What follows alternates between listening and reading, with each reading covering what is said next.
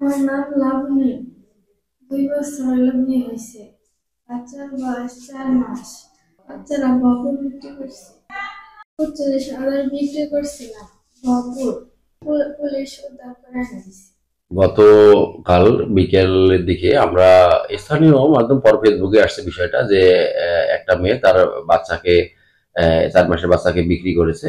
সেই সংবাদের ভিত্তিতে আমরা ওই মহিলাকে থানায় নিয়ে আসি। নিয়ে আসার পরে জিজ্ঞাসাবাদে সে ঘটনার কথা স্বীকার করে।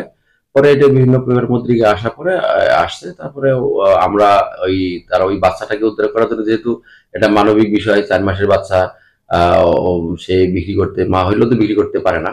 এই মানবিক বিষয়টা লক্ষ্য রেখে আমি আমার টিমকে বাচ্চা উদ্ধারের জন্য পাঠাই আর কি। এবং পরে রাত্রে সারা রাত প্রায় অভিযান করছে। এই যে বাচ্চার মা এক এক সময় এক এক ঠিকানা বলতেছিল।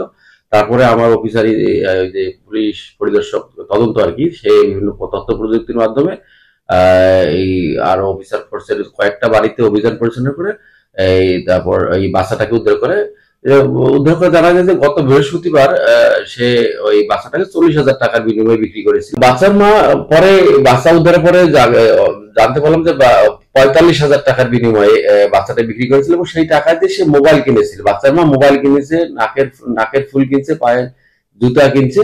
মানে তার ওই অভাব অনটনের সংসার নিজের নিজের ইচ্ছাটাকে পূরণ করার জন্য নিজের বাচ্চাকে বিক্রি করে দিয়েছে আর কি। আর যে বাচ্চা কিনছে তারও 10-12 বছরের সংসার, বাচ্চা হয় না। পরে এই স্থানীয় এই মহিলাই, যার বাচ্চার মা আর কি, সে এই বাচ্চাটাকে বিক্রি করবে আর আগের থেকে প্ল্যান করতেছিল। পরে এক অটো চালক আর কি, তার মাধ্যমেই এই পরিবারের সংবাদ পায় এবং বাচ্চার মা এবং নানিশও নিজেই বাচ্চাটাকে ওই তাদের কাছে দিয়ে আসছে। বাচ্চা এখন আমাদের হেফাজতে আছে, বাচ্চার মাও আছে। আমরা দেখি তাদের পরিবারের বা ছেলের পরিবারের সাথে, মানে বাচ্চার বাবার পরিবারের সবার সাথে কথা বলে আমরা একটা সমাধানে যাব, অথবা তাদের অভিযোগের প্রেক্ষিতে আমরা আইনগত ব্যবস্থা নেব।